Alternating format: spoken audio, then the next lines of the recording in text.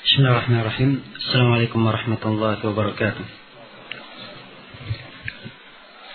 إن الحمد لله نحمده ونستعينه ونستغفره ونعوذ بالله من شرور أنفسنا وسيئات أعمالنا. من يهده الله فلا مضل له ومن يضلل فلا هادي له. أشهد أن لا إله إلا الله وحده لا شريك له وأشهد أن محمدا عبده ورسوله. يا أيها الذين آمنوا اتقوا الله حق تقاته ولا تموتن إلا وأنتم مسلمون.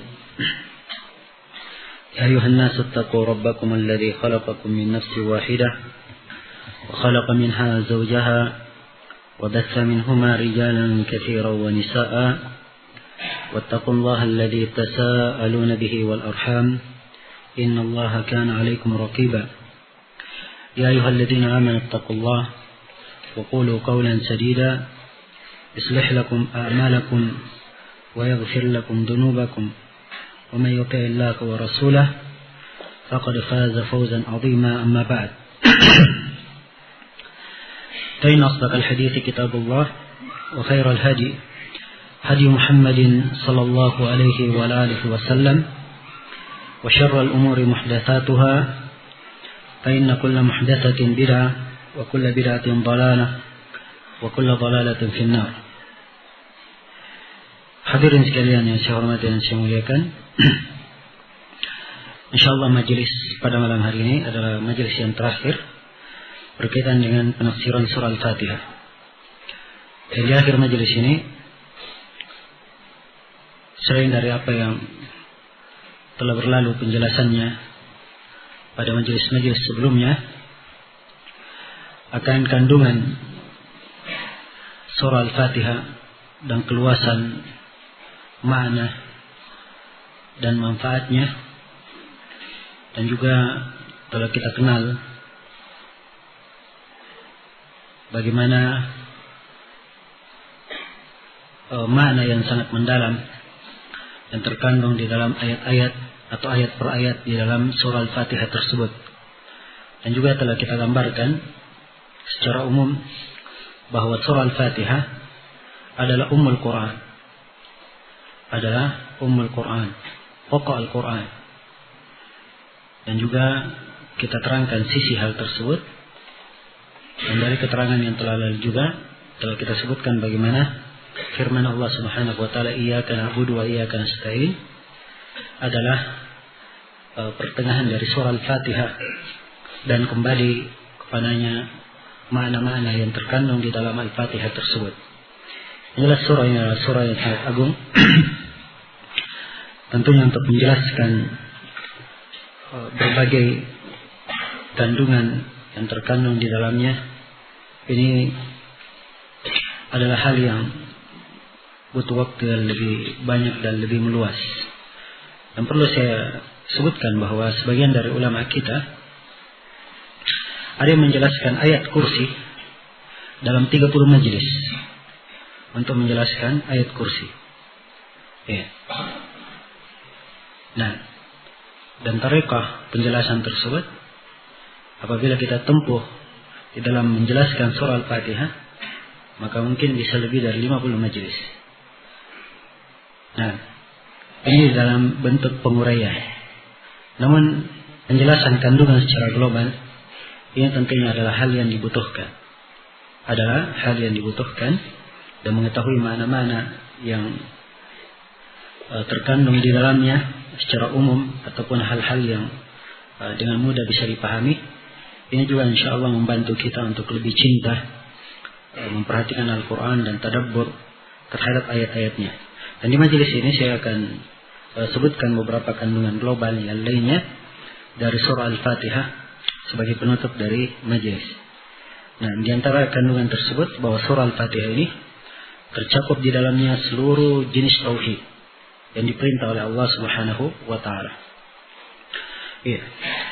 Dan tauhid yang kita maksudkan adalah berkaitan dengan tauhid kepada Allah Subhanahu wa taala dan tauhid yang berkaitan dengan mutaba'ah terhadap tuntunan dan syariat Allah Subhanahu wa taala yang dibawa oleh para rasul, yang dibawa oleh Rasul kita Nabi Muhammad sallallahu alaihi wasallam. Ini semuanya tercakup dalam surah Al-Fatihah. Adapun berkaitan dengan kandungan tauhid, tauhid itu terbagi menjadi 3. Ada tauhid ar-rububiyah, yang pertama. Yang kedua tauhid al-uluhiyah. Yang ketiga tauhid asma wa sifat. Ini 3 jenis tauhid. Adapun tauhid rububiyah adalah pengesaan terhadap Allah Subhanahu wa taala di dalam af'alihi, di dalam perbuatannya.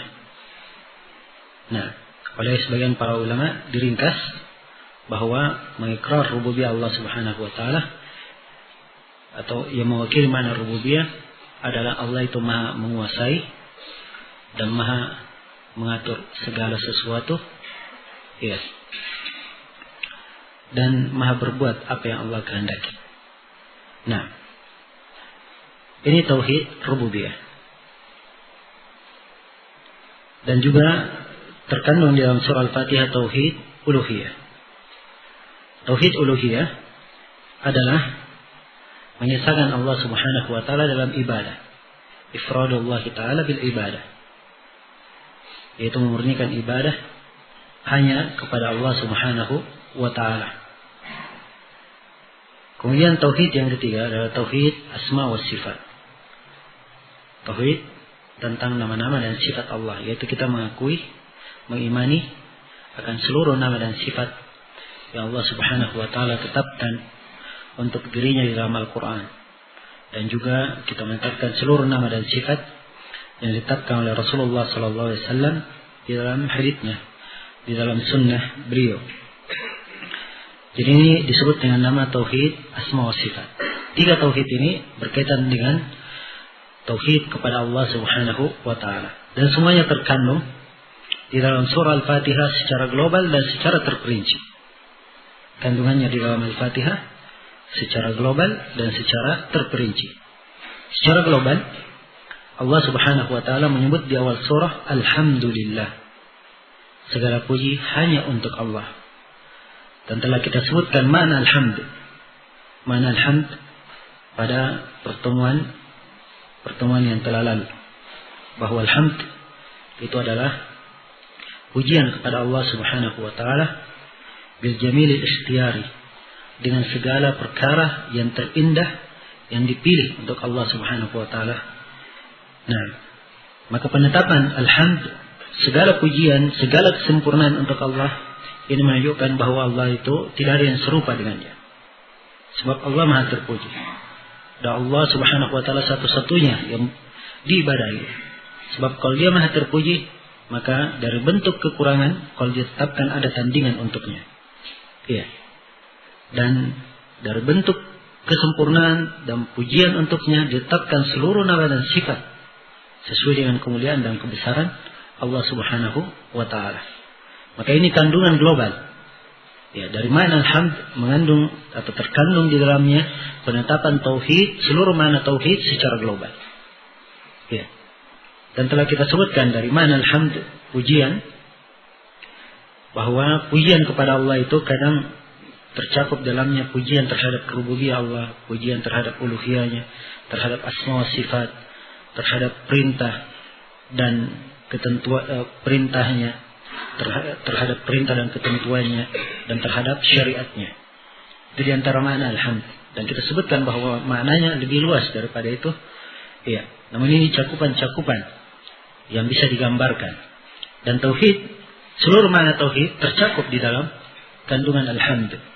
Kalau Allah Subhanahu wa taala Maha terpuji dan segala jenis pujian kesempurnaan untuknya, maka keharusannya kita harus mengesahkan Allah Subhanahu wa taala di dalam segala hal yang Allah Subhanahu wa taala bersendirian di dalamnya. Iya. Ini dari mana? Global atau dari kandungan tauhid secara global yang terkandung dalam surah Al-Fatihah, diambil dari firman-Nya alhamdulillah. Adapun penetapan secara terperinci, ya, di dalam surah Al-Fatihah Ya, disebut sejumlah atau bentuk-bentuk tauhid. Ya. Nah, disebutkan sifat ilahiyah. Alhamdulillah, segala puji hanya untuk Allah. Dan telah kita terangkan makna Allah, bahwa Allah artinya yang diibadahi dengan penuh kecintaan dan pengagungan kepadanya. Ya, dan ini mengandung di dalamnya atau terkandung di dalamnya makna tauhid uluhiyah. Terkandung di dalamnya makna tauhid uluhiyah. Alhamdulillah Rabbil alamin. Ini penetapan rububiyah Allah Subhanahu wa taala. Bahwa Dialah Allah Subhanahu wa taala yang mengatur segenap alam ini, yang menguasainya. Ya. Allah yang menguasainya dan mengatur segenap alam ini. Ar-Rahmanir Rahim, ya. Penyebutan nama Ar-Rahman dan Rahim terkandung di dalamnya sifat rahmah. Maliki Yaumiddin. Ya, kita sebutkan ada dua bacaan dan Nabi mengajarkan dua-duanya. Bisa dibaca Maliki Yaumiddin dan bisa dibaca Maliki Yaumiddin tanpa dipanjangkan mimnya. Kalau Malik bermakna pemilik hari pembalasan. Kalau Maliki bermakna penguasa. Penguasa hari pembalasan. Dan semuanya menunjukkan ya, kandungan makna rububiyah Allah Subhanahu wa taala. Ya, dan seluruh nama-nama ini Allah Rabbul Alamin, Ar-Rahman, Ar-Rahim, Malik, ya, Malik, Al-Malik, Al-Malik dan Al-Malik, tiga nama dalam Al-Quran. Ya, semuanya menunjukkan tentang nama-nama Allah yang maha indah dan maha baik, yang terkandung di dalamnya sifat-sifat yang sangat agung dan sangat mulia sesuai dengan kebesaran dan keagungan Allah Subhanahu wa taala, tidak serupa dengan makhluknya. Ini kandungan global ya di dalam kandungan secara terperinci di dalam surah Al-Fatihah, menetapkan atau ditetapkan di dalam surah Al-Fatihah tersebut ya tiga jenis tauhid dan penyebutan iyyaka na'budu, kepadamu ya Allah kami beribadah. Ini penetapan tauhid uluhiyah. Wa iyyaka nasta'in, demikian pula penetapan bahwa hanya kepada Allah seorang itu beristi'anah, memohon pertolongan.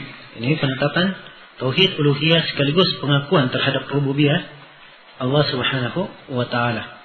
Ya, sebab hanyalah Dia Allah yang menguasai segala sesuatu yang bisa ya memberikan pertolongan kepadanya. Nah, ihdinas siratal mustaqim, permohonan hidayah pada Allah Subhanahu wa taala, bahwa hamba ini butuh kepada Allah Subhanahu wa taala. Ini juga penetapan rububiyah Allah Subhanahu wa taala. Ya, yang jelas kalau dicermati surah Al-Fatihah ini, maka di dalamnya terkandung penetapan tauhid secara global maupun secara terperinci. Ya. Dan ini dari keagungan surah ini dan kedalamannya. Seakan-akan seorang hamba tatkala membacanya, maka surah ini senantiasa menetapkannya di atas tauhid, ya, menjernihkan pikirannya di atas tauhid, dan senantiasa mendidik dia di atas tauhid. Mendidiknya di atas tauhid yang diperintah oleh Allah Subhanahu wa taala. Ya. Karena itulah sebagaimana yang telah saya sebutkan, membaca Al-Quran dengan tadabbur dan dipahami maknanya itu adalah hal yang sangat penting. Adalah hal yang sangat penting. Sebab jiwa seorang hamba itu akan semakin baik dan semakin tertata tatkala dia membaca ayat-ayat Al-Quran itu dengan memahami maknanya. Dengan memahami maknanya, dengan penuh peribadatan kepada Allah Subhanahu wa taala, dia ingin mengambil manfaat di belakang bacaannya tersebut. Ya, kalau dia lakukan hal tersebut, dia pahami makna surah yang dia baca, penafsirannya, maka ini akan sangat membantunya dan akan membuat ibadahnya terasa indah dan terasa nikmat sekali. Ya. Kemudian dari kandungan tauhid juga yang kita sebutkan dari mana tauhid, yaitu adalah pemurnian mutabah. Ya. Dia hanya mengikuti apa yang disyariatkan oleh Allah Subhanahu wa taala. Dan apa yang disyariatkan oleh Allah diturunkan melalui perantara para rasulnya. Melalui perantara para rasul. Nah, Ya, dan di antara rasul yang diutus adalah Nabi Muhammad yang diutus kepada kita. Yang diutus kepada kita. Ya, dan surah Al-Fatihah menetapkan tentang adanya kenabian. Ya.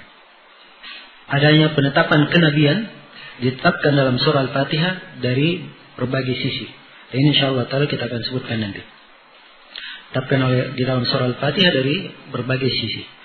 Ya. Yang jelas dari sini kita bisa memahami bahwa penetapan adanya Rasul yang Allah Subhanahu wa taala utus kepada manusia untuk menunjuki as-siratal mustaqim, ya, mengajarkan kepada mereka jalan yang lurus. Ya, ini semuanya mengharuskan kita bahwa kita tidak boleh memahami agama ini, ya, dan kita tidak boleh mengambil tuntunan agama dan tidak boleh menerapkan suatu apapun dari peraturan agama kecuali kalau hal tersebut berasal dari tuntunan Rasulullah sallallahu alaihi wasallam. Harus diambil dari tuntunan Rasulullah sallallahu alaihi wasallam.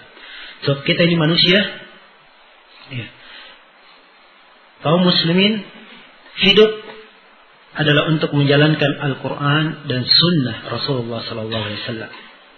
Untuk menjalankan ketaatan dan meninggalkan larangan. Dan alhamdulillah jalan yang lurus telah ditegakkan. Jalan yang lurus telah ditegakkan. Allah telah sebutkan dalam surah Al-Fatihah jalan yang lurus. Siratal ladzina an'amta 'alaihim. Itu jalan orang-orang yang engkau beri nikmat. Iya. Dan telah kita sebutkan jalan orang-orang yang diberi nikmat. Ya, disebutkan dalam ayat yang lain di surah An-Nisa. Siratal ladzina an'ama Allahu 'alaihim minan nabiyyin was-siddiqin wasyuhada'i was-shalihin. Wa hasuna ulaika rafiqa. Jalan orang-orang yang diberi nikmat di antara mereka dari kalangan para nabi, para siddiq, para syuhada, dan orang-orang yang salih. Ya. Ini jalan orang-orang yang diberi nikmat. Jadi jalan yang lurus telah dijelaskan. Demikian pula jalan yang salah diterangkan. Ya. Ghairil maghdubi alaihim waladhdallin. Bukan jalan orang-orang yang dimurkai, bukan pula jalan orang-orang yang disesatkan. Kalau jalan yang lurus telah ditegakkan, telah diterangkan, dan jalan yang menyimpang juga diterangkan, agar supaya jalan yang lurus ini terjaga. Ya. Nah, agar supaya jalan yang lurus ini terjaga. Sebab kadang ada orang yang terpeleset keluar dari jalan yang lurus, sebab dia tidak tahu bahwa ada jalan yang salah di sekitarnya. Ya.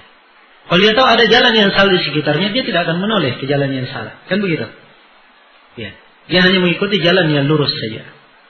Nah, inilah faedah dari mengetahui perkara-perkara yang bertolak belakang.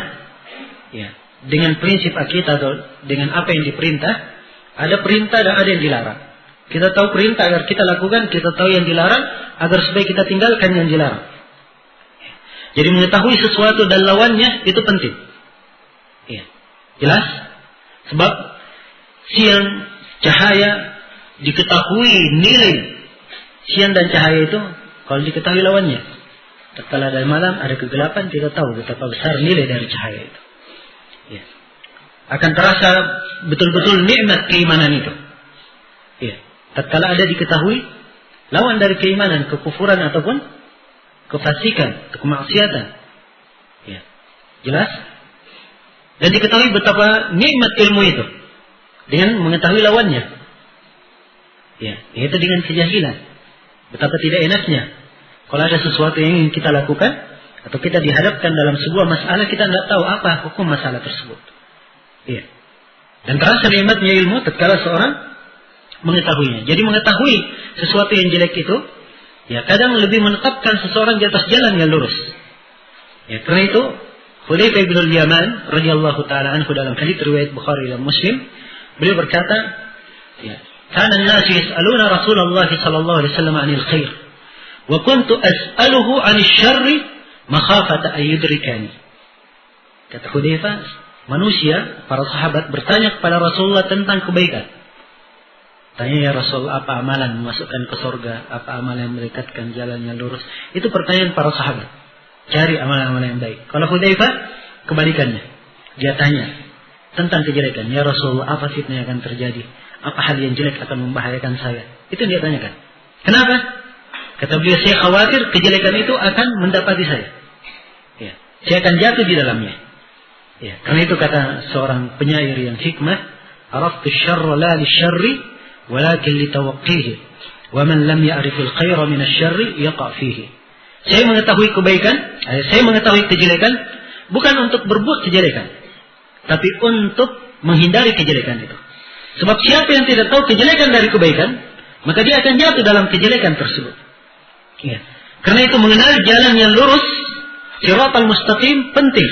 Ya. Artinya, mengenal siratal mustaqim penting artinya. Dan mengenal jalan yang tidak mustaqim juga itu penting. Jelas ya?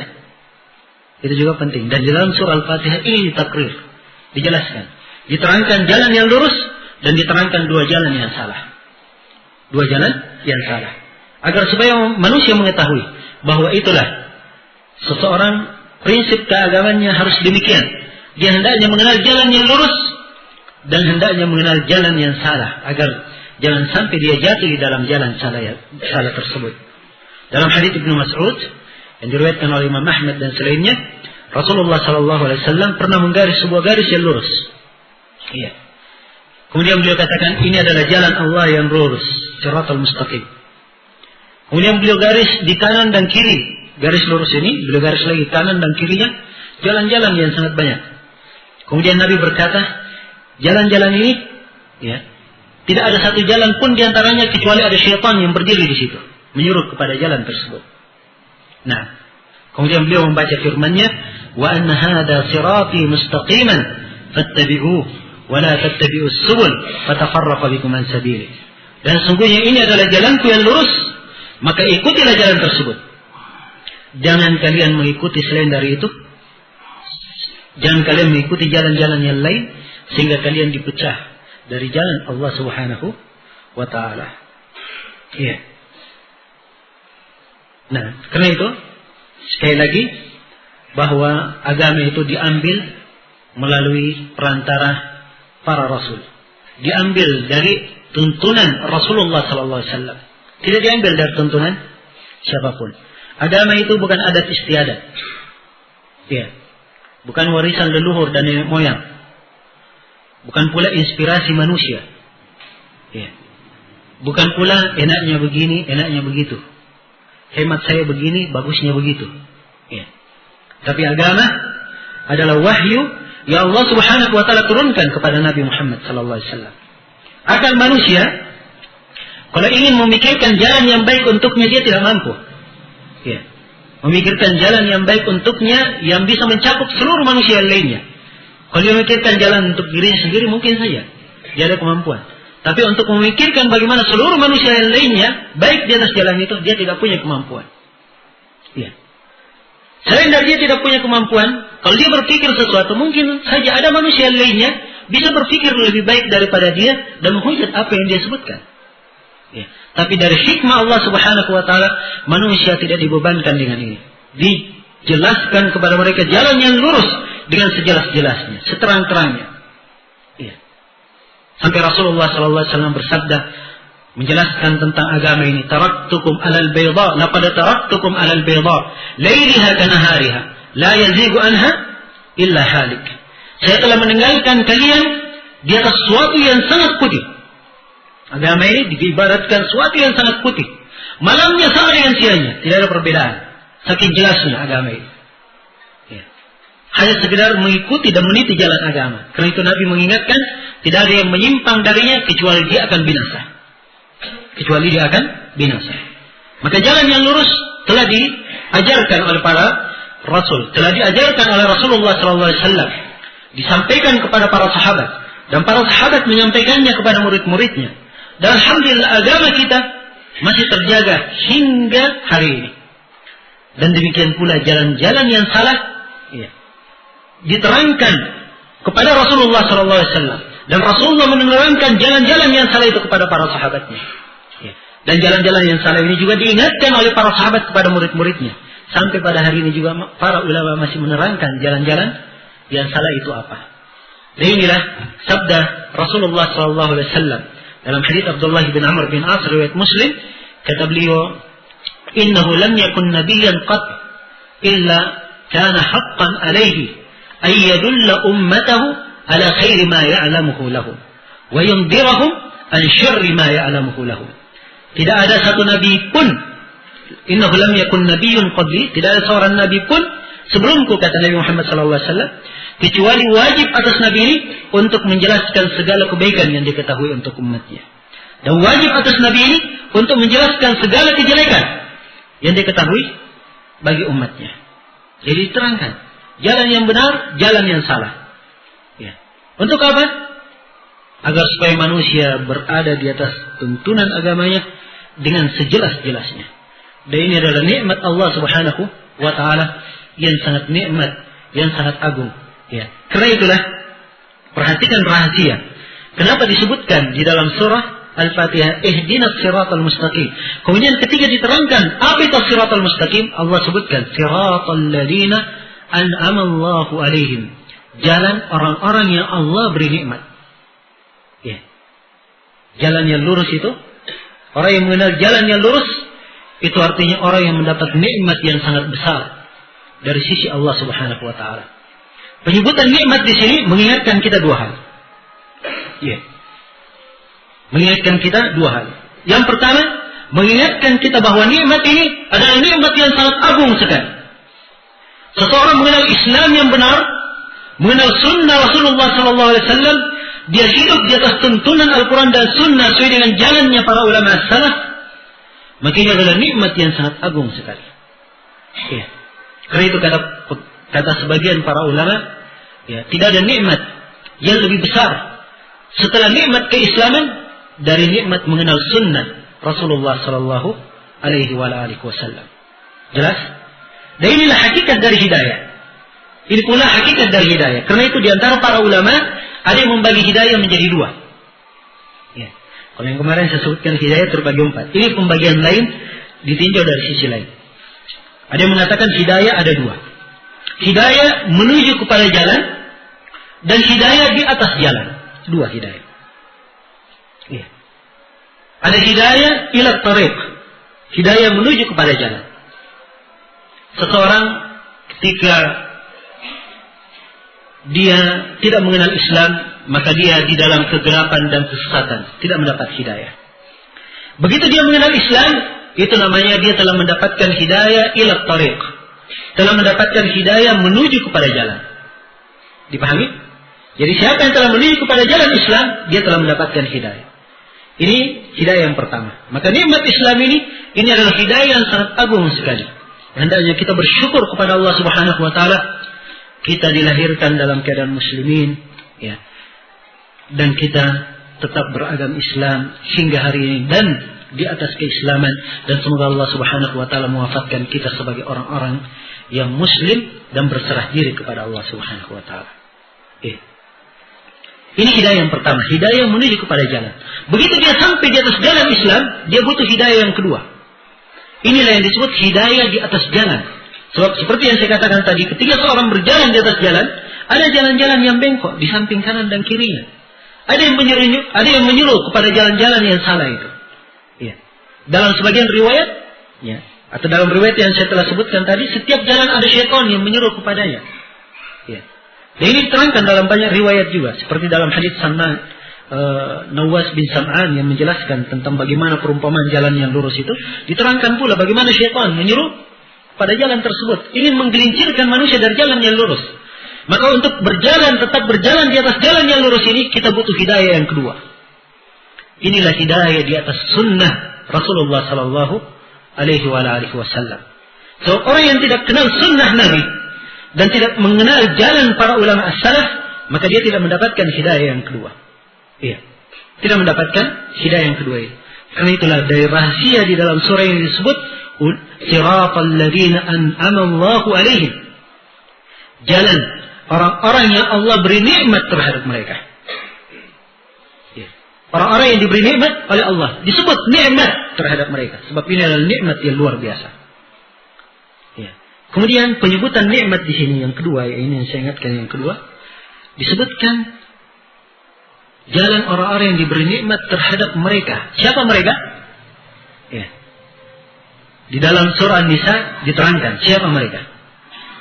Siratal ladzina an'ama Allahu 'alaihim minan nabiyyin was-siddiqin wasyuhada'i was-salihin. Di akhir ayat Allah tegaskan wa hasuna ulaika rafiqa. Ya. Jalannya orang-orang yang Allah beri nikmat. Disebutkan golongan yang diberi nikmat itu siapa? Para nabi, para siddiq. Ya. Siddiq itu adalah orang yang benar-benar membenarkan agama dan membelanya. Ya. Ambil contoh saja Abu Bakar As-Siddiq. Seperti itu model As-Siddiq. Ya.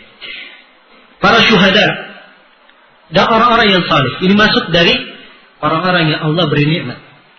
Tapi yang ingin saya ingatkan di sini, betapa besarnya nikmat ini Allah ingatkan di akhir surah. Wa hasuna ulaika rafiqa. Dan sungguh, ya, teman yang paling baik untuk mereka, teman yang paling baik untuk seorang adalah mereka itu. Ya. Orang-orang yang disebut di dalam ayat ini diberi nikmat, itulah teman-teman yang paling baik. Ya. Ini kata para ulama mengingatkan akan besarnya nikmat ini. Dan mengingatkan kita bahwa orang yang mendapatkan nikmat ini bukan kebanyakan manusia yang mendapatkannya, tapi orang-orang tertentu yang dipilih oleh Allah Subhanahu wa taala. Sedikit orang-orang yang menempuh jalan tersebut. Sedikit orang-orang yang menempuh jalan tersebut. Ya. Nah, jadi seakan-akan kita diingatkan bahwa orang yang menempuh jalan yang lurus, dia harus bersabar bersama jalannya para nabi, bersama jalannya para rasul. Memang banyak rintangan yang menghambatnya, yang ingin melalaikannya, tapi harus dia bersabar bahwa itu adalah nikmat yang sangat besar. Yang hendaknya dia ingat, itu adalah nikmat yang sangat agung. Walaupun jumlahnya sedikit, tapi dia di atas jalan yang lurus, maka itu adalah nikmat yang tidak ada duanya. Ya. Nikmat yang harus senantiasa dia jaga. Karena itu kata para ulama salaf, ya, mereka petik dari kandungan ayat. Kata sebagian para ulama salaf, "Alaika bi tariqil haqq wa la tastawhish li qillatis salikin. Wa iyyaka wa tariqal batil wa la tattarra bi kathratil halikin." Kata sebagian para ulama salaf, hendaknya engkau menempuh jalan yang lurus. Ya. Dan jangan merasa risau. Ya. Jangan merasa panik dengan sedikitnya orang-orang yang menempuh jalan itu. Dan jangan kamu tertipu dengan jalannya kebatilan, walaupun banyak orang-orang yang menempuhnya. Ya. Agama itu sekali lagi adalah jalan yang telah diterangkan kepada kita dengan sejelas-jelasnya. Karena itu pengibaratan jalan di dalam Al-Quran semuanya dengan lapas tegas. Ya. Tidak diterangkan lagi bagaimana misalnya jalannya diperinci dari bentuk rincian, ya, jalan tersebut. Ya, seperti misalnya di dalam firman-Nya, wa anna hadza sirati mustaqiman. Sungguhnya ini adalah jalanku yang lurus. Ditunjuk jalanku yang lurus. Ya. Seakan-akan sudah terang sekali. Sebab memang penggambarannya, kalau diperhatikan Al-Quran dan Sunnah, tidak akan meninggalkan suatu kekaburan dan kesamaran apapun. Agama ini menjelaskan segala sesuatu, menerangkan segala sesuatu. Tidak ada yang baik kecuali diterangkan. Tidak ada yang jelek kecuali diperingatkan bahayanya di dalam nas-nas Al-Quran dan Sunnah Rasulullah SAW. Dan Nabi diperintah untuk berucap, "Qul hadhihi sabili." Ya. Katakan oleh Muhammad, ini adalah jalanku. Baik, kalimat ini. Ya, kata ini itu kan digunakan untuk sesuatu yang sudah jelas, ya kan? Ini adalah jalanku. Nah, itulah keindahan syariat kita, keindahan agama kita. Dan ini adalah nikmat yang sangat besar. Ya, kesimpulan dari apa yang saya ingatkan di sini, bahwa surah Al-Fatihah juga terkandung di dalamnya penetapan, ya, wajibnya kita mengambil agama ini hanya dari perantara Rasul yang diutus kepada kita, dari Nabi Muhammad Sallallahu Alaihi Wasallam. Karena itu tidak ada baiknya, ya, orang yang membuat perkara agama, membuat perkara baru dalam agama, ya, walaupun dia sendiri menampakkan dirinya ingin membela Islam, ya, kalau dia membuat perkara baru dalam agama, maka itu bukanlah kebaikan sama sekali. Ya, dan sangat disayangkan di masa ini, ya, dari kaum muslimin, di antara mereka ada yang menempuh jalan-jalan. Mereka anggap itu adalah sebagai suatu kebaikan. Ya. Sedangkan hal tersebut tidak pernah dituntunkan dan tidak pernah diajarkan oleh Rasulullah sallallahu alaihi wasallam. Ya, maka kebaikan apa yang seperti itu kalau tidak pernah dituntunkan dan diajarkan oleh Rasulullah? Ya. Apa dalilnya orang-orang yang mengadakan maulid? Ya.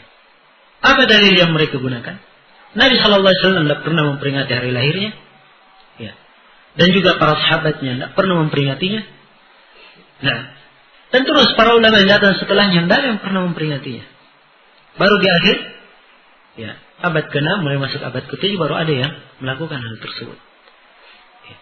Kemudian, ya, apa-apa yang lainnya yang tersebar di masyarakat, ya, perayaan tahun baru misalnya, ya, 1 Muharram, ya, ingin ikut-ikutan di orang Nasara, ya, 1 Masehi, ya, perayaan Isra dan Mi'raj, ya, juga ingin menyerupai orang-orang Nasara, naik turunnya Isa di Maryam, ya, dan lain-lainnya semuanya dari perkara yang tidak ada dasarnya, ya, maka termasuk kemunduran umat Islam apabila mereka meninggalkan tuntunan agama, apabila mereka meninggalkan tuntunan agamanya. Dan bukan dari kecintaan Nabi, bukan dari kecintaan kepada Nabi sallallahu alaihi wasallam, ya, mengadakan jalan-jalan yang tidak pernah diridhai dan dituntunkan oleh Rasulullah sallallahu alaihi wasallam. Walaupun maksudnya baik, dia tidak mendapatkan pahala, tapi mendapatkan dosa. Sebab Nabi sallallahu alaihi wasallam telah mengingatkan, "Man 'amila amalan laisa 'alaihi amruna fa huwa raddun." Siapa yang beramal dengan sebuah amalan yang tidak dibangun di atas tuntunan kami, maka amalan tersebut adalah amalan yang tertolak. Ya. Tidak hanya tertolak. Ya. Rasulullah menjelaskan, "Wa man awa muhditsan fa alayhi la'natullahi wal malaikati wan nasi ajma'in." Siapa yang melindungi pelaku bid'ah atau dia bermakna melindungi menganut sebuah bid'ah, maka dia akan mendapat laknat dari para malaikat, mendapat laknat dari Allah, dari para malaikat dan dari seluruh manusia. Ya. Ini bagi siapa yang berbuat bid'ah dalam agama, berbuat perkara baru dalam agama. Ya, selain dari itu, ya, kadang bercampur. Dan ini umumnya bid'ah bercampur dengan hawa nafsu. Ya. Sebagian orang ingin mengumpulkan umat Islam di dalam golongan-golongan, partai-partai, ya, kelompok-kelompok yang seluruh hal ini tidak pernah dituntunkan oleh Rasulullah. Kita umat Islam, ya, cuma punya satu jamaah. Ya. Jamaah yang bermakna pengikut Al-Quran dan Sunnah, maka pimpinan kita cuma satu, yaitu Rasulullah sallallahu alaihi wasallam. Tidak ada pimpinan-pimpinan kelompok, ya, yang dibaiat, ya, atau telah disumpah setia untuk jadikan pimpinan, terang-terangan maupun secara rahasia. Pimpinan kita, kalau memang kita ingin mengikuti Al-Quran dan Sunnah dan kebenaran, pimpinan kita cuma satu, yaitu Rasulullah sallallahu alaihi wasallam. Ya. Kalau dia jemaah bermana di bawah sebuah negara, maka pimpinan kita adalah kepala negara. Ya. Ukuran kepala negara itu, siapa yang di sebuah negara, kalau dia bertanya mana pimpinanmu, dia tanya kepada semua orang menunjuk ke sana, itulah pimpinan. Itulah pimpinan negara. Ya, dan kalau orang Indonesia ini ditanya siapa pimpinan negaramu, semuanya menunjuk kepada Bapak Presiden, kan begitu? Itu pimpinan negara. Ya. Maka berarti membuat golongan-golongan yang ada di bawahnya, ya, mengangkat pimpinan-pimpinan selain dari itu di dalam sebuah negara, ini memecah belah kaum muslimin. Ya. Karena itulah hindarilah segala perkara yang mengarah kepada perpecahan, segala perkara yang mengarah kepada memecah belah umat Islam. Ya. Dan sebagian orang ada yang punya maksud-maksud tertentu, ingin memalingkan kaum muslimin dari jalan yang lurus. Ya, dia sendiri, ya, kalau ditanya kamu kenapa menganut jalan yang salah, ya, dia menyangka bahwa itu bukan jalan yang salah. Dia menyangka bahwa itu adalah jalan yang lurus baginya. Tapi hakikatnya itu adalah jalan yang salah, yang tidak dibenarkan oleh Islam dan tidak pernah dituntunkan oleh Rasulullah sallallahu alaihi wasallam. Nah. Kemudian di waktu yang tersisa ini saya akan menyebutkan dua hal dari Ibnu Al-Qayyim rahimahullahu taala dari kitab beliau Madarijus Salikin berkaitan dengan surah Al-Fatihah. Di antara hal yang mungkin baik saya angkat di sini adalah penjelasan beliau bahwa surah Al-Fatihah itu terkandung di dalamnya 2 obat. Terkandung di dalamnya 2 obat. Ada obat penyembuh penyakit hati dan obat penyembuh penyakit badan. Dan Al-Fatihah mencakup 2 obat ini. Di dalam surah Al-Fatihah terkandung 2 hal ini. Adapun cakupan surah Al-Fatihah terhadap penyembuh untuk penyakit hati, Ibnul Qayyim menjelaskan bahwa penyakit-penyakit hati itu dan rusaknya hati itu dibangun di atas 2 hal. Disebabkan karena 2 hal. Hal yang pertama, rusaknya ilmu. Dan hal yang kedua, rusaknya maksud atau niat. Ini 2 hal. Dan dari 2 penyakit yang berbahaya ini, muncul pula 2 racun yang sangat ganas, kata beliau. 2 racun yang sangat membunuh. Yaitu kesesatan dan mendatangkan kemurkaan Allah Subhanahu wa ta'ala. Kesesatan itu muncul karena rusaknya ilmu. Dan kemurkaan Allah Subhanahu wa ta'ala itu akibat rusaknya maksud. Rusaknya niat atau maksud. Dari 2 penyakit ini adalah sumber segala penyakit. Sumber segala penyakit hati. Karena itu kata Ibnul Qayyim, tatkala di dalam Al-Quran diterangkan as-siratal mustaqim, jalan yang lurus, maka ini adalah jaminan yang menjaga hamba dari segala penyakit hati. Sebab jaminan siratal mustaqim ini akan menjaganya dari pintu kesesatan dan menjaganya dari pintu orang-orang yang dimurkai. Karena itu dikatakan siratal ladzina an'ama Allahu alaihim, siratal ladzina an'amta alaihim, ghairil maghdubi alaihim waladdallin. Jalan orang-orang yang engkau beri nikmat terhadap mereka. Bukan jalannya orang-orang yang sesat. Telah kita sebutkan siapa orang-orang yang sesat ini?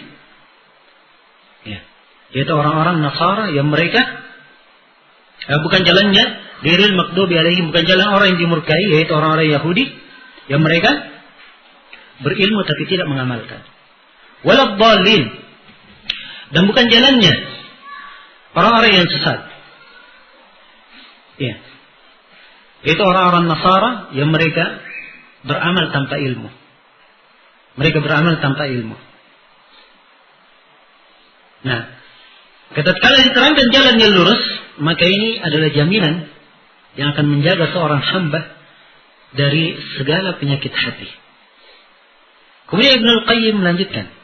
Kata beliau, dan mewujudkan makna yang terkandung pada firman-Nya, Iyyaka na'budu wa iyyaka nasta'in.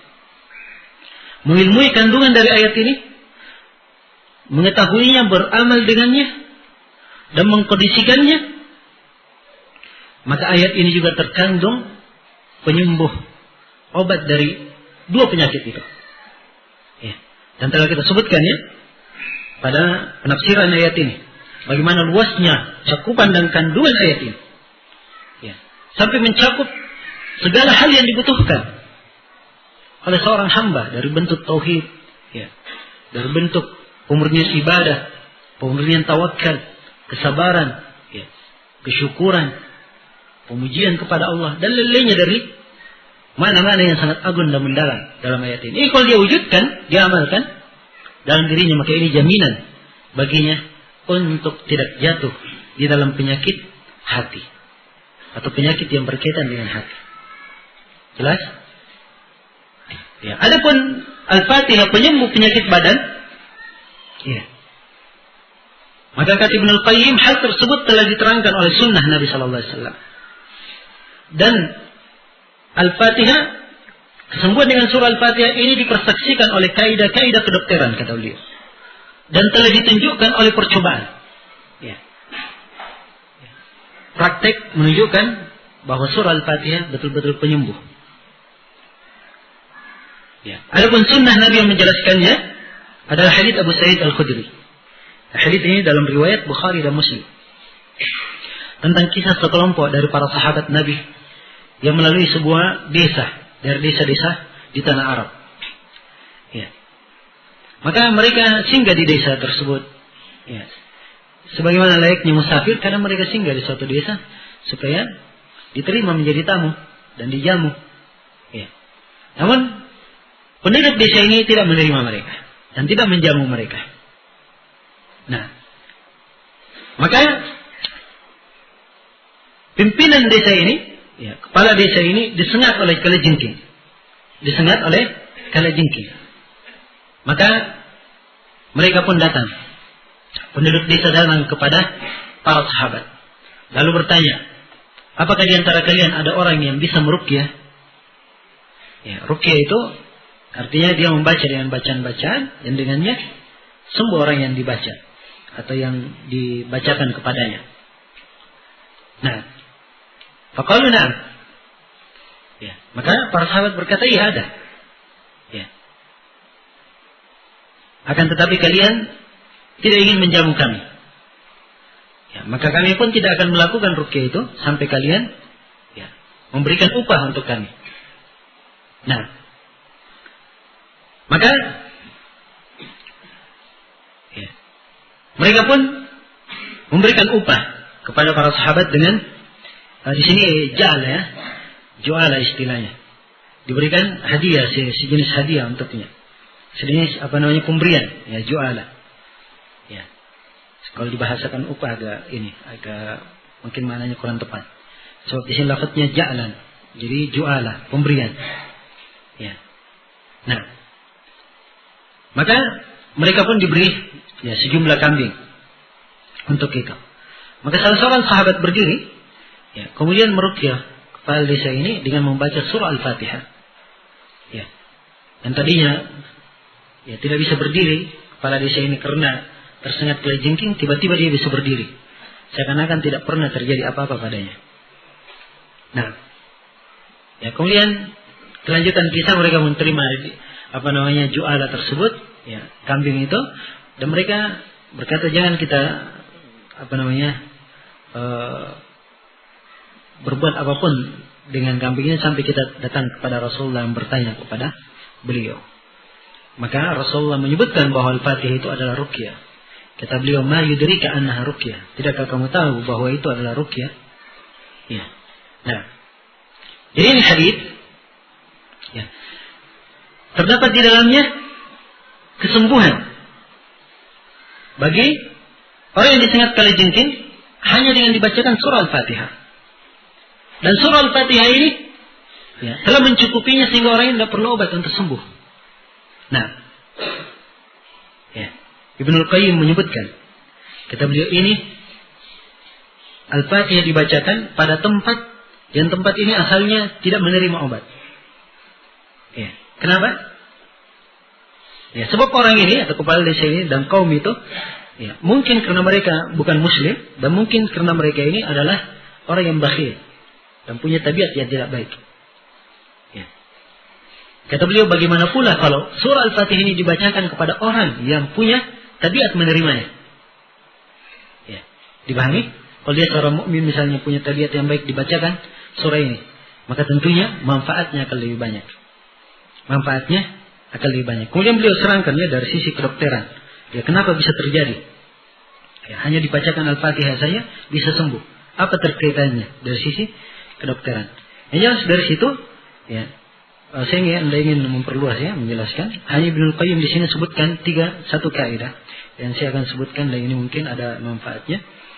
Ibnul Qayyim di sini ada 3 perkara. Ya. Kapan 3 perkara ini terkumpul, maka seorang akan bisa sembuh. Kapan lepas dari 3 perkara ini, maka dia tidak akan mendapatkan kesembuhan. Ya. Perkara yang pertama, muwafaqatud dawa lidda. Obatnya sesuai dengan penyakit. Yang pertama.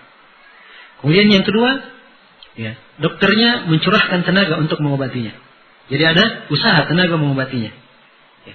Kemudian yang ketiga, ya, orang yang sakit tabiatnya menerima obat. Tabiatnya menerima obat. Sebab ada sebagian obat ya, kalau di obat yang biasa saja, ada sebagian obat tidak cocok dengan tubuh. Ya. Jelas? Tabiatnya menerima obat. Jelas? Ini 3 hal. Nah, apabila terpenuhi 3 hal ini, kata Ibnu Qayyim, maka insyaallah ta'ala akan terjadi kesembuhan tersebut. Cuma di sini beliau hanya ingin menjelaskan, ya, kandungan umum dan secara global bahwa surah Al-Fatihah itu adalah bisa menyembuhkan badan. Dan ini beliau terangkan juga dalam uraian-uraian yang lain, tidak khusus berkaitan dengan surah Al-Fatihah. Tapi beliau sebutkan secara umum bahwa asalnya banyak penyakit itu berasal dari hati. Nah, dan beliau terangkan ya bagaimana kaitan penyakit hati ini bisa menyebabkan penyakit di badan. Nah, yang jelas surah Al-Fatihah ini, ya sekali lagi, dia adalah surah yang mengandung obat untuk segala penyakit. Penyakit yang berkaitan dengan badan maupun penyakit yang berkaitan dengan hati. Ya. Karena itu bagi siapa yang membacanya, misalnya berobat dengan surah Al-Fatihah, diobati dirinya dengan membaca surah Al-Fatihah, ya. Dia ruqyah dirinya dengan membaca surah Al-Fatihah, maka ini manfaatnya akan lebih banyak dan lebih besar tatkala dia memahami makna Al-Fatihah itu. Ya, makna Al-Fatihah. Apalagi kalau dia senantiasa tadabbur akan kandungan maknanya dan mengamalkannya. Ya. Maka akan terasa sekali. Dan demikian pula doa-doa yang lainnya. Ya, saya sebutkan ini ya untuk dibacakan pada dirinya sebab memang asalnya seorang itu meruqyah diri sendiri. Ya, dan itu dari kesempurnaan tawakal. Asalnya dia mengobati dirinya sendiri. Dia tidak menoleh kepada selain dari itu. Ya, kecuali pada posisi-posisi yang memang dia sangat terdesak. Ya, akan hal tersebut. Ini saya berbicara tentang pintu kesempurnaan. Ya. Kalau berbicara masalah boleh dan tidaknya, berobat adalah hal yang diperbolehkan dalam syariat. Bahkan Rasulullah bersabda, "Tadawu ibadallah, berobatlah kalian wahai hamba-hamba Allah." Ya. Tapi berobat itu kadang diobati dirinya sendiri dan kadang dia minta kepada orang lain untuk mengobatinya. Tapi khusus membaca diruqyah, minta untuk diruqyah, ini adalah hal yang makruh. Minta untuk diruqyah. Jelas ya? Dan dari bentuk yang makruh juga, ya. Dan masuk ke dalam dampak yang tidak baik, ya, seperti yang banyak terjadi sekarang ini, buka klinik-klinik ruqyah. Ya. Nah, saya tidak tahu dari mana asalnya bisa sedemikian jenisnya untuk memikirkan bisnis sampai ada namanya klinik ruqyah. Ya. Dan klinik ruqyah ini tidak pernah dikenal di masa Rasulullah dan para sahabat. Padahal kalau orang-orang yang kesurupan ada di masa itu. Ya. Ada di masa itu. Tapi tidak ada dikenal dengan nama klinik ruqyah. Ya. Kemudian dengan adanya klinik ruqyah ini akan memancing seorang untuk datang ke situ. Minta untuk diruqyah. Dan membuka pintu yang tidak baik. Ya, membuka pintu yang tidak baik. Adapun pembahasan berkaitan dengan meminta upah karena diruqyah, ini adalah hal yang tidak diperbolehkan. Ya, ada pembahasan yang berkaitan dengan hal ini. Nah, mungkin di suatu saat insyaallah kita terangkan. Ya. Baik, sebenarnya masih ada satu bab lagi di sini berkaitan dengan masalah surah Al-Fatihah ini membantah di dalam kandungan surah Al-Fatihah terkandung di dalamnya bantahan terhadap segala jalan yang menyimpang. Dan Ibnu Qayyim rinci. Ya. Beliau terangkan ya bahwa dalam surah Al-Fatihah bantahan terhadap jalan yang menyimpang ini ada bantahan secara global dan ada bantahan secara terperinci. Saya tidak ingin menguraikan seluruhnya karena waktu tidak memungkinkan. Cuman dari bantahan global, ya, beliau sebutkan bahwa jalan yang lurus, ya, terkandung di dalamnya seorang itu mengenal al-haq dan menonjolkan al-haq itu pada dirinya, lebih mengedepankan al-haq di atas selainnya. Ya, cinta kepada al-haq dan terikat dengannya, mendakwakan kepada al-haq itu dan berjihad melawan orang-orang yang menentang al-haq. Ya, Ini adalah dasar. Ya. Maka setiap amalan, setiap ilmu, hakikat, semuanya keluar dari ini atau masuk di dalam lingkup ini, as-siratal mustaqim. Karena itu siapa saja yang berilmu atau beramal, ya, yang keluar dari petunjuk Nabi Shallallahu Alaihi Wasallam, berasal dari tuntunan Al-Quran dan Sunnah, maka dia di atas jalan yang lurus. Ya. Maka penjelasan di dalam surah Al-Fatihah ini dengan diterangkannya jalan al-haq, ini adalah penjelasan bahwa segala bentuk penyimpangan itu adalah hal yang tidak dibenarkan di dalam syariat. Dan Ibnu Al-Qayyim ya sebutkan di dalam kandungan surah Al-Fatihah ini bantahan untuk kaum Majusi, orang-orang Qadariyah, orang-orang Jabriyah, orang-orang Jahmiyah yang menafikan sifat. Dan beliau sebutkan bantahan terhadap orang-orang Qadariyah masa dahulu yang mengingkari ilmu Allah pada sebagian juz'iyahnya. Dan beliau sebutkan bantahan terhadap orang-orang yang mengingkari kenabian. Ya. Dan ini yang saya sebutkan tadi, ingin kita sebutkan bahwa di dalam surah Al-Fatihah terkandung 10 sisi penetapan adanya para nabi dan para rasul dan pengutusan para nabi dan para rasul. 10 sisi diterangkan oleh Ibnu Al-Qayyim rahimahullahu taala. Dan banyak lagi hal yang lainnya kita tidak bisa uraikan dalam pertemuan kali ini. Dan ini adalah akhir dari pembahasan berkaitan dengan surah Al-Fatihah. Saya isyaratkan supaya senantiasa kita ingat ya, bahwa ayat-ayat Al-Quran bagaimanapun kita menjelaskannya, menguraikan kandungan maknanya, dia tetap lautan yang sangat dalam dan sangat luas. Ya. Siapa yang senantiasa tadabbur dan memperhatikannya, maka dia akan mendapatkan ilmu dan ilmu di belakangnya. Nah, ya. Dan ini bukan sekedar teori. Ini adalah hal yang sudah dipraktekkan ya, oleh para ulama masa dahulu sampai sekarang. Nah, Ibnu Taimiyah kadang duduk di satu majelis, bahkan di beberapa majelis hanya untuk menafsirkan satu ayat saja. Untuk menafsirkan satu ayat saja. Ini karena keluasan pemahaman beliau terhadap Al-Quran. Nah, contoh yang paling ringkas zaman yang dekat kita ini, Syekh Abdurrahman bin Nasir As-Sa'di rahimahullah, dia setelah menulis ya kitabnya Taisir Al-Kalimur Rahman dan Tafsir satu jilid, setelah itu muncul lagi tafsir beliau, tapi dari berbagai kandungan faedah. Beliau sebutkan bahwa ini adalah hasil pengamatan saya kembali mentadabburi Al-Quran untuk tahun ini. Ya. Untuk tahun ini yang beliau catat. Bagaimana tahun ini beliau kumpulkan faedah seperti itu. Bagaimana kalau dia tadabbur lagi. Ya. Ini Ibnu Al-Qayyim rahimahullah 3 jilid seperti ini. Ya. Untuk tafsir Iyyaka na'budu wa iyyaka nasta'in saja. Ya. Iyyaka na'budu wa iyyaka nasta'in. Satu ayat dari surah Al-Fatihah. Nah, karena itulah Al-Quran adalah nikmat yang sangat besar yang diberikan kepada kaum muslimin. Maka hendaknya kita sibukkan diri dengan menghafalkan Al-Quran, dengan membacanya, dengan tadabbur akan maknanya, ayat-ayatnya dan memperhatikan penafsirannya. Semoga Allah Subhanahu wa taala memberikan kepada kita semua ilmu yang bermanfaat dan amalan yang salih, dan semoga kita semua dijaga dari berucap tanpa ilmu ataupun berilmu tanpa mengamalkannya, dan semoga kita semua dijadikan sebagai orang-orang yang senantiasa berada di atas jalan yang lurus, bukan orang-orang yang dimurkai terhadap mereka dan bukan pula orang yang disesatkan. Ya, dan insyaallah taala setelah salat Isya kita lanjutkan dengan tanya jawab. Subhanakallahumma bihamdik, asyhadu an la ilaha illa anta, astaghfiruka wa atubu ilaik, walhamdulillahirabbil alamin. Bismillahirrahmanirrahim. Alhamdulillahirabbil alamin. Wassalatu wassalamu ala al-mab'uts rahmatan lil alamin, nabiyina Muhammad wa ala alihi wa sahbihi wa man tabi'ahum bi ihsan ila yaumiddin, amma ba'd. Apa ada batasan dalam membaca Al-Fatihah dalam meruqyah? Beda ya antara meruqyah dengan meruqyah.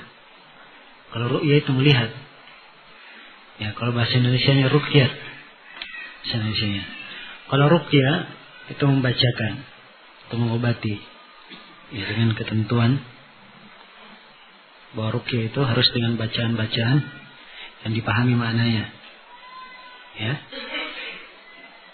Bacaan-bacaan yang dipahami maknanya. Yang kedua, tidak mengandung kesyirikan atau bentuk bid'ah maupun khurafat. Yang ketiga, dia meyakini bahwa ruqyah itu Ya, zatnya tidak bermanfaat, tapi itu hanya sebab. Yang menentukan sembuhnya adalah Allah Subhanahu wa Ta'ala. Nah, dan tidak ada batasannya berapa kali dia bacakan Al-Fatihah. Tidak ada batasannya.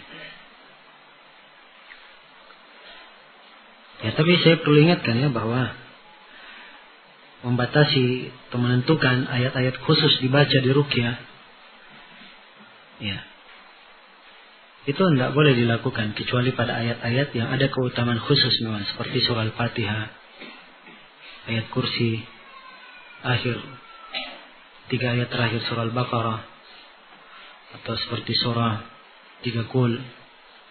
Ya, itu ada hadits-hadits tentang itu. Adapun menentukan bacaan-bacaan ruqyah, ya misalnya baca surah ini, surah itu, ya kalau apalagi kalau ada tuntunannya, ya seperti saya pernah baca buku banyak beredar di Makassar, masalah ruqyah warna hitam sedikit sampulnya. Saya menulis kayaknya orang Wahda itu. Ya. Kalau dibacakan ayat begini, jinnya bicara begini, maka katakan kepada jinnya begini. Ya. Ini lengkap ini. Cara berdialog. Dan ini kesalahan lain dalam ruqyah. Itu dari kesalahan lama yang diingkari oleh para ulama, terlalu banyak bicara dengan jin. Ya. Jin itu penuh dengan syubhat dan penuh dengan tipu daya. Nah, dalam ruqyah itu sendiri asalnya adalah menolong, ya bentuknya tolong menolong. Kalau memang ini membantu yang lainnya, ini membantu yang lainnya. Nah, kata Nabi SAW, "Man istata'a minkum an yanfa'a akhahu falyaf'al." Siapa di antara kalian yang mampu memberi manfaat kepada saudaranya, hendaknya dia lakukan. Hendaknya dia lakukan. Itu kalau dia mampu memberi manfaat dan dilihat ada maslahatnya. Dilihat ada maslahatnya. Nah, dan perlu antum ketahui bahwa sebagian para ulama ada yang tidak mau meruqyah sebab dianggap membuang waktunya. Nah, dan sebagian para ulama yang lain seperti Syekh Mukbil, Allah yarhamuh, ya, kata beliau, saya melihat bahwa jin itu ingin melalaikan kalian dari menuntut ilmu. Ya, dia sengaja masuk ke sini, masuk ke situ supaya kalian sibuk meruqyah dia dan kalian terlalaikan dari menuntut ilmu. Nah, itu dalam sebagian kadang-kadang terjadi hal yang seperti itu. Karena itu ikhwan fillah, ya jangan sampai, ya maksudnya ingin mengusir jin, ya tapi sebenarnya jin yang memakari dia. Ya seperti yang terjadi di klinik-klinik ruqyah itu, saya lihat itu termasuk makar jin. Ya termasuk makar jin. Dan antum tidak tahu bagaimana perbuatan jin itu. Ya, ada pernah ikhwah yang meruqyah, ya jinnya bilang, kalau kamu usir saya, ya kamu mau usir saya, sembelih saya pakai mushaf. Ya. Begitu. Atau enggak, ceritanya ada jin orang kesurupan, katanya jin muslim masuk berbicara, katanya kalau kamu ingin bunuh mereka, sembelih pakai mushaf. Ya. Sembelih orang ini pakai mushaf.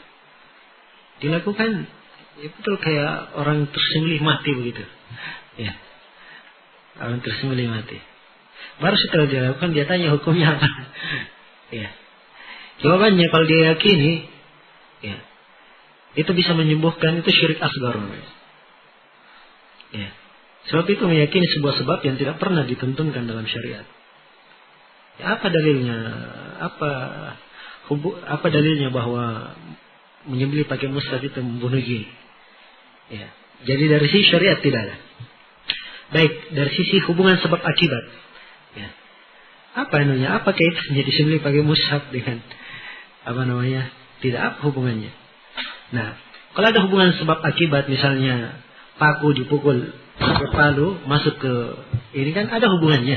Ini jelas kelihatan. Ini apa hubungannya? Ya. Atau pakai bawang misalnya, jinnya lari. Ya. Apa ini ya bawang ini? Itu cuma ceritanya orang-orang yang biasanya di vampir aja, di cerita vampir. Ya, katanya kalau mau mengusir Dracula pasang bawang banyak-banyak. Ya. Nah, itu di bukunya orang-orang yang biasa berkhayal. Ya, biasanya berkhayal. Sampai vampir itu saja tidak ada istilah vampir itu. Ya. Nah, jadi ini dari hal-hal yang hendaknya ingin saya ingatkan berkaitan dengan masalah ruqyah. Ya, dan ruqyah ini subhanallah, dia pengobatan syar'i, tapi banyak terjatuh seorang dalam kesalahan. Banyak terjadi kesalahan di situ. Saking banyaknya kasus berkaitan dengan ruqyah, yang sampai belakangan Syekh Shalal Fauzan, fatwa-fatwa beliau berkaitan tentang ruqyah dikumpul oleh sebagian murid, ini dicetak buku karena banyaknya fatwa, banyaknya orang yang bertanya seputar masalah ruqyah. Nah, Wallahu musta'an. Ya, dan saya berencanakan untuk ada ceramah berkaitan dengan ruqyah, hukum-hukumnya dan kaidah-kaidahnya, ya, dan bagaimana ruqyah yang benar itu. Cuma tidak tahu kapan ya bisa ada ceramah itu. Mudah-mudahan Allah Subhanahu wa taala memudahkan segala urusan. Bagaimana hukumnya ada seorang yang mengingkari adanya jin muslim? Ya. Kalau diingkari adanya jin muslim, ya, karena dia jahil, orang jahil diajari. Ya, diajari, bacakan pada dia surah jin. Dan dalam surah jin dikatakan wa anna minna salihuna wa minal qasitun. Ya. Nah, di antara kami ada yang salih dan ada yang qasitun. Wa anna minna salihuna wa minhum duna dzalik. Ya, wa anna minnal muslimuna wa minna al-qasitun. Faman aslama fa ulaika taharraw rasyada. Jadi antara jin ada yang muslim dan ada yang menyimpang. Ya, itu pengakuan jin sendiri dalam surah sebagaimana yang diterangkan oleh Allah di dalam surah Al-Jin. Jelas ya? Ya. Dan di antara ayat yang menjelaskan al-jin muslim adalah ayat di surah Al-Ahqaf. Wa idh sarafna ilaika nafaran minal jinni yastami'una al-Qur'an. Jika kami palingkan kepada engkau sekelompok dari jin mendengar Al-Qur'an. Kelanjutan ayat disebutkan jin ini masuk Islam dan mereka menyuruh kepada kaumnya. Jadi orang yang seperti ini dianggap jahil, bacakan pada dia ayat-ayat Al-Qur'an. Ya. Bacakan pada dia ayat-ayat Al-Qur'an. Nah, bukan karena dia kesurupan ya, tapi karena dia jahil, maka terangkan padanya ayat-ayat Al-Qur'an. Bagaimana hukumnya duduk bersama orang yang mengingkari sunnah?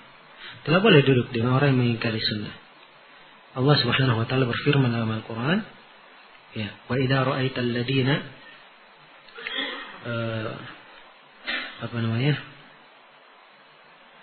ada dua ayat, satu di surah An-Nisa, satu surah Al-An'am. Fala taq'udu ma'ahum hatta yakhudu fi haditsin ghairi.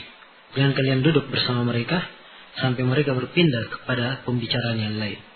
Maka tidak pantas untuk duduk dengan orang-orang yang seperti itu. Dan Allah firman, "Wala tarkanu ilal ladzina zalamu fatamassakumun nar." Dan jangan kalian condong kepada orang-orang yang zalim sehingga kalian disentuh oleh api neraka. Kalau nasihatnya tentang mutiara hikmah dari Al-Quran dan Sunnah tentang fitnah dunia, di mana banyak melalaikan hati-hati kami. Ya, semua dari kaum muslimin dan muslimat merasakan hal yang seperti ini. Ya. Namanya fitnah itu banyak melalaikan. Banyak melalaikan dan akan menyibukkan seorang. Tapi disitulah kehidupan. Disitulah kehidupan. Seseorang itu dituntut untuk beramal. Ya. Sebagaimana yang dia ketahui. Dan menghindari apa-apa yang dilarang oleh Allah Subhanahu wa ta'ala dan apa yang dimurkai oleh Allah.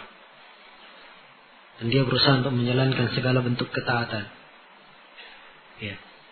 Kalaupun suatu saat dia terjatuh di dalamnya, maka dia beristighfar dan bertobat kepada Allah dan banyak berdoa kepada Allah. Semoga dia dipalingkan dari segala fitnah dan dijaga dari segala fitnah. Ya. Maka butuh upaya ikhwani fillah dan butuh kesabaran. Butuh kesabaran. Ya. Nah, ada sebagian kaum muslimin mengatakan tauhid terbagi 4. Yang keempat yaitu tauhid hakimiyah. Salah satunya. Bagaimana tanggapannya? Membagi tauhid, memasukkan tauhid sebagai golongan yang keempat, atau bagian dari tauhid bagian yang keempat, ini bukan dari jalan as-salaf. Bahkan itu adalah bid'ah yang dibuat oleh kelompok-kelompok pergerakan di masa belakangan. Ya, sebab pembagian ini baru terdengar bermula dari 60 tahun ke belakang ini. Ya, 60 tahun sebelumnya dari masa-masa mulai adanya gerakan yang bernama Ikhwanul Muslimin. Itulah yang banyak digembar-gemborkan oleh Al-Hasan Al-Banna, Syekh Qutb di dalam kitabnya Fi Dhilalil Quran. Dia banyak memunculkan masalah hakimiyah, tauhid hakimiyah. Sehingga dia tafsirkan la ilaha illallah artinya tidak ada hakim kecuali Allah. Dengan penafsiran dia terhadap tauhid hakimiyah ini, dia kafirkan seluruh negara yang ada di atas muka bumi. Dan tidak ada lagi masyarakat Islam di atas muka bumi. Semuanya masyarakat jahiliyah. Tanpa terkecuali. Ya. Karena penafsiran dia terhadap makna al-hakimiyah ini. Jadi ini maknanya, dia ingin mengeluarkannya dari itu supaya diperhatikan. Kalau al-hakimiyah itu sendiri betul. Tidak ada hakim kecuali Allah. Itu betul. Tapi ini tidak, bukan pembagian sendiri. Dia masuk dalam tauhid uluhiyah atau masuk dalam tauhid rububiyah. Jelas? Bukan pembagian tersendiri.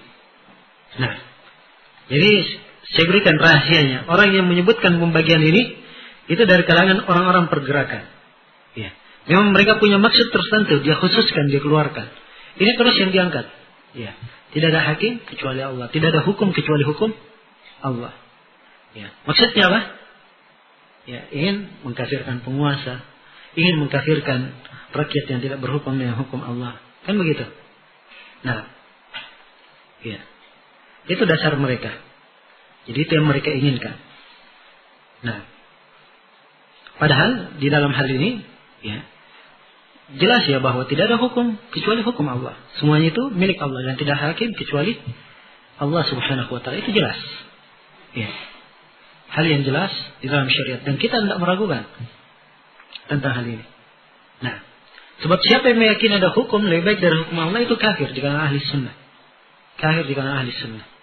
Tapi orang yang berhukum, ya orangnya ya, orang yang berhukum dengan selain hukum Allah itu ada rinciannya. Sebab orang yang berhukum dengan selain hukum Allah itu beraneka ragam bentuk manusia yang berhukum dengan selain hukum Allah. Ada yang berhukum dengan selain hukum Allah, dia tidak tahu apa hukumnya. Ya. Ada yang terpaksa, memang seperti itu dan dijalankan. Ya. Nah, dari yang selain daripada itu. Karena itu ukuran yang seperti ini harusnya ya seseorang cermat di dalam memahaminya. Ya. Cermat dalam memahaminya, apalagi menjatuhkan hukum. Nah, kemudian lucunya dari orang-orang pergerakan itu diambil ayat-ayat ya, siapa yang tidak berhukum dengan selain hukum Allah maka mereka adalah kafir. Ya. Dari ayat ini diambil, dia kafirkan penguasanya, menteri-menterinya, ya, para pembantu menterinya, terus cabang-cabangnya, ya, gubernurnya, terus sampai mungkin tukang sapu di kecamatan dia dikafirkan. Ya. Karena ikut tolong-menolong dengan tagut. Ini karena pemahaman mereka. Ya. Muncullah dari sini, dari pemahaman mengkafirkan ini, akhirnya mereka pun meledakkan peledakan di mana-mana. Ya. Dipahami ya? Jadi istilahnya dari takfir, dari mengkafirkan menjadi tafjir. Hasilnya adalah peledakan. Dan itu memang targetnya. Ya, target orang-orang pergerakan diangkat hal tersebut. Pertama ingin dia jatuhkan dua fondasi pokok di tengah umat. Yang pertama dijatuhkan penguasa dulu. Semuanya penguasa tidak ada yang berhukum dengan selain hukum Allah. Yang kedua yang dijatuhkan ulama. Ulama yang ada di sekitarnya semuanya adalah penjilat penguasa. Ya, tidak ada yang menegurnya. Kan begitu. Kalau umat sudah jauh dari ini, sudah hancur rakyatnya. Mulai dari situ apa yang sudah. Sekarang apa istilah mereka? Khalalakil jawu fawidi wasiri wa nakiri masyiti antu nakiri. Sekarang cuaca sudah terang untuk kamu, ya sudah luas untuk kamu. Ya, ini untuk kamu wahai burung, silahkan kamu bertelur dan menetaskan telur. Dan tetaskanlah apa yang kamu ingin tetaskan. Ya, hasil dari buah pikiran ini terbitlah anak-anak muda yang mereka menganggap dirinya ingin mati syahid, tapi ya sangat jauh dari makna mati syahid. Jelas ini ikhwan fillah, maka hati-hati dari kalimat-kalimat orang pergerakan itu. Mereka punya arah-arah tertentu yang tidak baik dampaknya terhadap kaum muslimin, terhadap Islam dan kaum muslimin. Iya. Kemudian saya heran juga kadang sering mereka mengucapkan, ya, siapa yang tidak berhukum dengan selain hukum Allah maka dia adalah kafir. Itu ayat dia peruntukkan untuk penguasa, untuk ulama. Ya, padahal itu kan ayat umum. Siapa saja, termasuk kamu. Ya. Ya, kamu tidak tinggal misalnya di Indonesia tidak berhukum dengan hukum Allah, berarti kamu juga kafir. Kan begitu. Kenapa kamu kafirkan yang lainnya, dirimu tidak kamu kafirkan? Ya, dan ini termasuk hal yang lucu dalam pendalilan. Ya. Mencela pemerintah atau penguasa, apakah masuk dalam perkara akidah atau akhlak? Apakah pemerintah Indonesia tidak termasuk pemerintah muslim wajib dibayat dalam perkara kebaikan? Mencela pemerintah itu berkaitan dengan penguasa itu bukan masalah akhlak saja, ya, tapi dia berkaitan dengan masalah akidah, masalah akidah, keyakinan. Sebab itu yang membedakan antara pengikut kebenaran dan pengikut kesesatan. Nah, jelas ya, karena itu di buku-buku akidah disebut oleh para ulama tentang ketaatan kepada penguasa yang muslim. Ketaatan dalam hal yang ma'ruf, dalam hal yang baik. Adapun yang batil, siapapun yang memerintah, tidak boleh ditaati. Siapapun dia, dalam hal yang batil, dalam hal yang mungkar, tidak boleh ditaati. Nah, sebagian orang memotong jenggot mereka dengan berdalih demi maslahat dakwah, ya, agar jauh dari fitnah katanya. Ya, kan caranya demi maslahat dakwah. Ya. Nah, apakah maslahat dakwah itu mengorbankan agama? Ya. Nah, seorang diperintah berdakwah atau melakukan sesuatu, dia tidak diperintah untuk menjadi lilin, menerangi orang lain dan dia sendiri habis. Tidak. Ya. Tapi dia diperintah untuk menjadi cahaya menerangi orang setiap saat, dan dia sendiri baik, ya, dengan cahaya tersebut, ya, mendapat keterangan, ketenangan dengan hal itu. Nah, kemudian kalimat maslahah ini maslahah adalah kalimat yang luas, ya, dan sebagian orang yang memakai kalimat ini terlalu bergampangan, ya, semuanya maslahat dakwah, ya, semuanya maslahat dakwah. Ada kerjaan misalnya, ya, disuruh orang nyekat, oh ini maslahat dakwah, ya, nah masalah. Padahal banyak kerjaan yang lainnya. Nah, ya, sampai yang saya tidak habis pikir, ya, mungkin kalau mereka ucapkan itu di sini di Indonesia dulu di masa dahulu, ya, di masa dahulu, ya, masa susah-susahnya, ya, sebelum reformasi, setelah orang di sini, ya, itu mungkin ya masih wajar-wajar. Tapi ini coba mereka lakukan juga di negeri kaum muslimin, ya, di negeri kaum muslimin, orang-orang yang belajar di luar negeri, dari orang-orang yang mengucapkan seperti ini juga masih cukur jenggot, pakaiannya isbal. Apa maslahat dakwah di situ? Semua orang pelihara jenggot, semuanya orang pakaiannya biasa, dia masih pakaian seperti itu. Apa yang diinginkan dengan maslahat dakwah? Inilah kalimat maslahat yang tidak jelas. Ya, karena itu Syekh Mukbil pernah mengucapkan bahwa maslahat dakwah, ya, di kalangan orang-orang ikhwanul muslimin itu bagaikan patung yang disembah. Jelas kalau dia maslahat dakwah, semua apa saja dilanggar. Yang penting maslahat dakwah. Ya, apa saja dilanggar. Inilah antum lihat sekarang. Nah, ya, masuk partai-partai maslahat dakwah, partai-partai. Ya, dulu bagus, sekarang mulai kelihatan semuanya. Ya, perempuan pun diangkat, diusung untuk menjadi apa namanya, pemimpin. Ya, mana maslahat dakwah? Ya, semuanya maslahat dakwah. Ya. Nah, seorang istri ditalak raj'i, kemudian suami ingin kembali setelah selesai iddah. Apakah harus bayar mahar lagi? Ya, kalau selesai iddahnya, itu namanya kawin baru. Kawin baru, bayar mahar baru, ya, ada saksi lagi, ada wali lagi. Bagaimana dengan hadits yang berbunyi segala bentuk pekerjaan tidak dimulai dengan basmalah maka tidak ada faedahnya? Hadits yang maknanya seperti ini semuanya ada kelemahannya. Ya, cuman keutamaan membaca basmalah itu ada dalam riwayat-riwayat hadits-hadits yang lain. Penggambaran, ya, secara umum, ya, umumnya memulai pekerjaan dengan basmalah itu bagus. Ya, cuman hadits dengan teks ini kita katakan ada kelemahan. Apakah boleh kita mencium tangan orang tua angkat, khususnya ibu angkat? Ya, kalau yang bertanya perempuan tidak apa-apa. Ya. Kalau yang bertanya laki-laki, tidak boleh mencium perempuan yang bukan mahramnya. Demikian pula kalau perempuan mencium ayah angkatnya tidak boleh, sebab ayah angkat, ibu angkat itu tidak ada hubungan apa-apa dari sisi nasab. Ya, dari sisi nasab. Ya, dan berbakti itu tidak selamanya dengan mencium tangan, iya kan?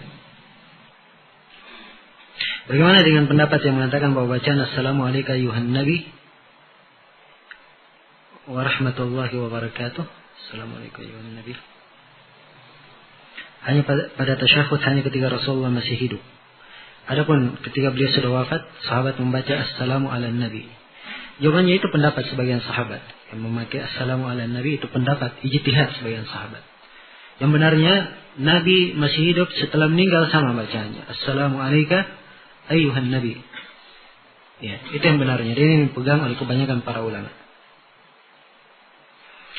Bagaimana hukumnya berwudu sebelum tidur dan setelah mandi biasa, bukan mandi karena junub? Kalau sebelum tidur, iya disunnahkan berwudu. Sebagaimana diterangkan dalam hadits Bara' bin Azib, riwayat Bukhari dan Muslim. Disunnahkan. Setelah mandi biasa, juga boleh dia berwudu. Ya, apalagi kalau dia niatkan ingin tetap senantiasa bersuci, itu adalah keutamaan yang baik. Sebab orang yang menjaga dirinya tetap di atas taharah, itu ada keutamaan khusus. Ada keutamaan khusus untuknya. Diterangkan dalam hadits. Bagaimana hukumnya berwudu sebelum membaca buku atas jenisnya? Terdapat ayat-ayat Al-Quran. Ya tidak apa-apa insyaAllah ta'ala. Dia berwudu. Kalau dia maksudkan dengannya, ya jadi kalau dia tidak berwudu, wudunya batal, dia berwudu untuk membaca Al-Quran atau membaca buku-buku yang ada ayat Al-Quran, itu termasuk pengagungan terhadap kitab Allah atau terhadap buku-buku yang ada padanya ayat-ayat Allah atau hadits Rasulullah SAW. Dan Allah berfirman, "Dzalika wa may yu'azzim sya'airallah fa innaha min taqwal qulub." Demikianlah bagi siapa yang mengagungkan syiar-syiar Allah, maka itu adalah bagian dari ketakwaan di dalam hati. Apakah boleh kita membaca koran, buku koran atau jenisnya di luar buku-buku agama Islam? Sekedar ingin menambah wawasan dan pengetahuan semata. Ini tergantung orangnya. Ya, tergantung orangnya. Dan tergantung jenis buku yang dia baca. Ya, kalau selain dari buku-buku agama, ada pengetahuan umum, ada pengetahuan yang dibutuhkan dari ilmu-ilmu keduniaan yang dibutuhkan, tidak apa-apa dia pelajari.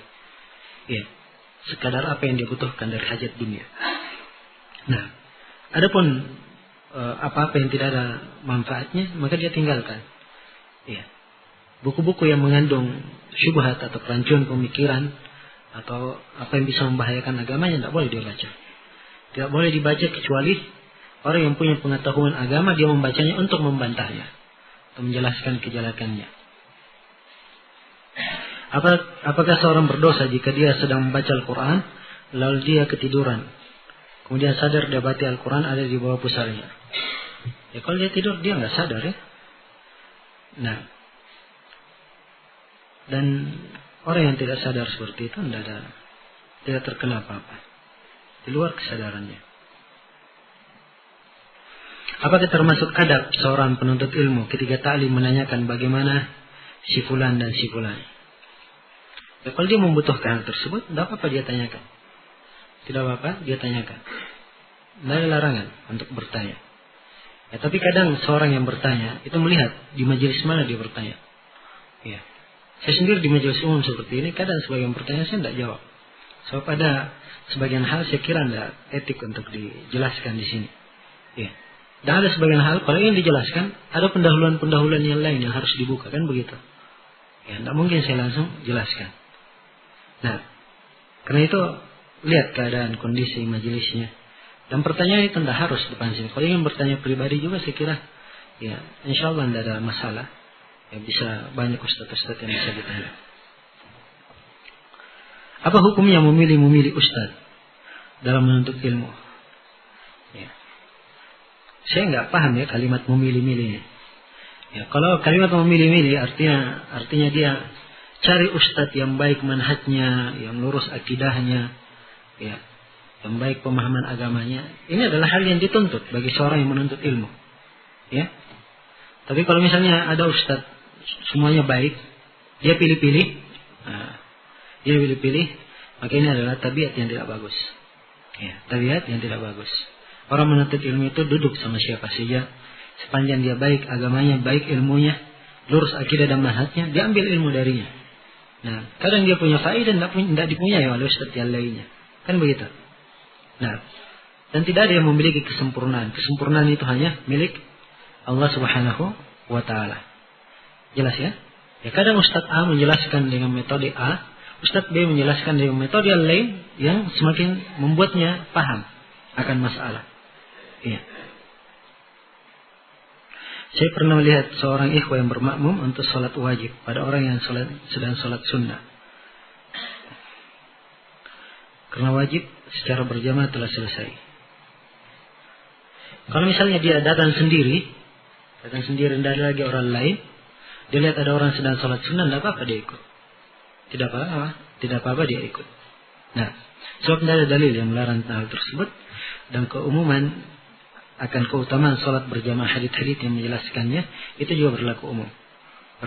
Tapi kalau dia dua orang, ya, datang dia lihat tidak ada jamaah, cuma orang sholat sendiri, maka dia bikin jamaah, tidak apa-apa. Dan ini sudah kita bahas ya pada pertemuan telah lalu tentang masalah membuat jamaah kedua di masjid. Apa hukum memasukkan air ke dalam hidung? Ya, kalau pada saat berwudu, ya, menghirup air ke dalam hidung, hukumnya adalah termasuk dari kewajiban wudu. Sebab Nabi SAW memerintah hal tersebut. Idza tawadda'a ahadukum falyastansir. Apabila salah seorang dari kalian berwudu, hendaknya dia istinsar. Istinsar itu dia keluarkan air. Dan air itu tidak mungkin dikeluarkan kecuali setelah diisap. Ya. Kalau itu dalam sebagian riwayat, falyastanshik bimin kharaihi minal ma. Hendaknya dia menghirup air. Ya. Dengan kedua hidungnya ini dia hirup air itu. Nah, dan dua hadits yang saya sebutkan tadi dalam riwayat Bukhari dan Muslim. Ini kalau menghirup air di dalam sholat. Kalau di luar sholat tidak tahu saya untuk dipakai apa di luar sholat. Ya. Kalau dihirup air misalnya luar sholat untuk trik matahari, ya saya tidak tahu ya. Coba tanya ke dokter. Apabila ayah saya menikahi janda yang mempunyai anak perempuan yang sudah balik dewasa, apakah anaknya tersebut mahram saya? Bukan ya, bukan mahram. Bagi ayah antum iya mahram, tapi bagi antum tidak, bukan mahram. Apabila masbuk pada sholat subuh, apakah bacaan sholatnya dijaharkan? Ya. Kalau sholat yang dijaharkan, asalnya di semuanya, di semua waktu dia masbuk atau ini asalnya disunnahkan untuk dijaharkan, disunnahkan. Tapi kalau misalnya banyak yang masbuk, maka kondisi yang seperti ini jangan menjaharkan. So, kalau ini menjaharkan, sampingnya menjaharkan, bisa ramai nanti. Ya.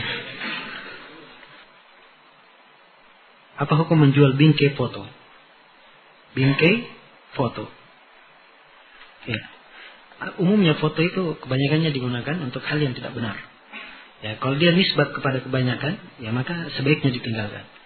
Kecuali kalau barang asalnya halal dan penggunanya tidak diketahui apa, ya, mungkin digunakan baik, mungkin digunakan jelek, ya asalnya dalam hal dia jual. Nah, itu orang mau beli untuk apa? Kan begitu. Ya. Tapi kalau diketahui suatu barang ingin dipakai untuk tidak baik, nah, maka yang dijual. Ya, kalau dipakai untuk yang tidak baik. Jelas ya?